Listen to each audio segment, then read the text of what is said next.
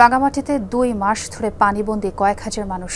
কাপ্তাই হ্রদের পানি কমতে শুরু করলেও অনেক নিচু এলাকার ঘরবাড়ি, দোকানপাট, সড়ক এখনও ডুবে আছে। চরম দুর্ভোগে এসব নিম্নাঞ্চলের মানুষ। শতাধিক আশ্রয় কেন্দ্র খুলেছে স্থানীয় প্রশাসন।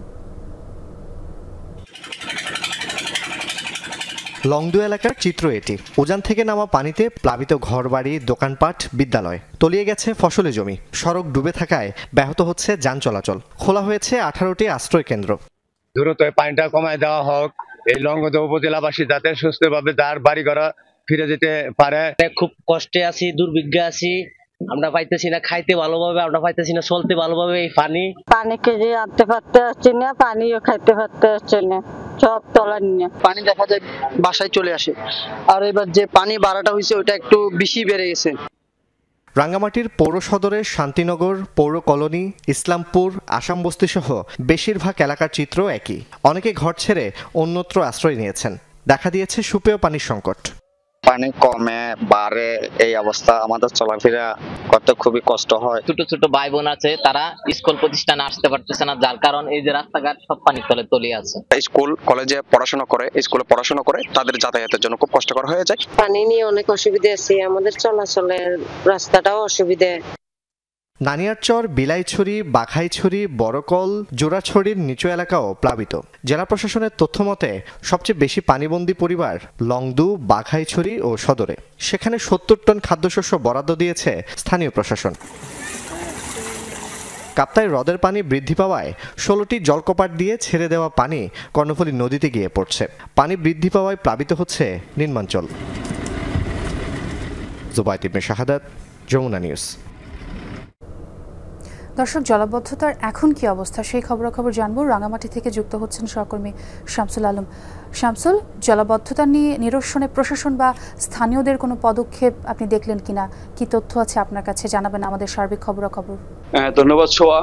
আপনি যেটি বলেছিলেন যে জলাবদ্ধতা আজকে প্রায় 1 মাসের অধিক সময় ধরে রাঙ্গামাটির যে নির্মাণাঞ্চলগুলো, সেই নির্মাণাঞ্চলগুলো প্লাবিত হয়ে আছে। এই নির্মাণাঞ্চল প্লাবিত হওয়ার কারণে রাঙ্গামাটি জেলার বাঘাইছড়ি, লংগদু, বরকল, নানিয়ারচর, বিলাইছড়ি সহ বেশ কিছু উপজেলার প্রায় কয়েক লক্ষ মানুষ এখন পানিবন্দী অবস্থায় রয়েছে।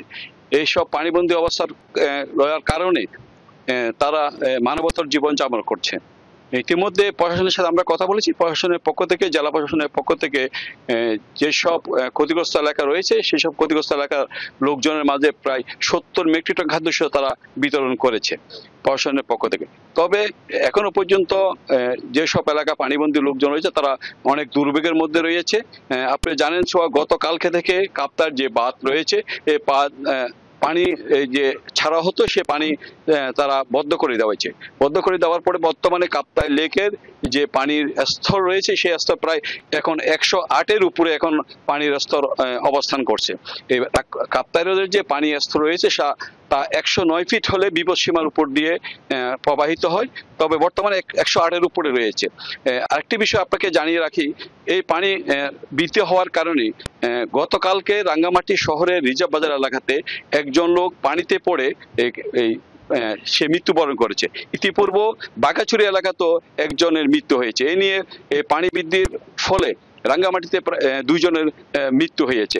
তাছাড়া এই যে রাঙ্গামাটির একমাত্র যে পর্যটন শহর, এই পর্যটন শহরের যে ঝুলন্ত বৃষ্টি রয়েছে, সেই ঝুলন্ত বৃষ্টি প্রায় 1 মাসের অধিক সময় ধরে ঝুলন্ত বৃষ্টি পানির নিচে তলিয়ে রয়েছে, যার পরিপ্রেক্ষিতে যেসব পর্যটকরা বিভিন্ন এলাকা থেকে রাঙ্গামাটিতে তাদের আসছেন, এই পর্যটক তারা এই যে ব্রিজ রয়েছে সেই ব্রিজে তারা ভ্রমণ করার ক্ষেত্রে গিয়ে তারা বাধাগ্রস্ত হচ্ছে, যার মধ্যে তারা হতাশ হয়ে অনেক পর্যটকরা ফিরে যাচ্ছে। যেখানে যারা পর্যটক ব্যবসায়ীরা রয়েছে তাদের পক্ষ থেকে জানানো হচ্ছে দ্রুত গতিতে যদি পানি যদি নিষ্কাশন করা না হয়, এই পানি কমানো না হয়, তাহলে পর্যটকদের মধ্যে যে ব্যবসা সে রয়েছে সে পর্যটকদের ব্যবসার মধ্যে ধস নামতে পারে। ছোয়া। শামসুল, অনেক ধন্যবাদ আপনাকে আমাদের সঙ্গে যোগ দেওয়ার জন্য।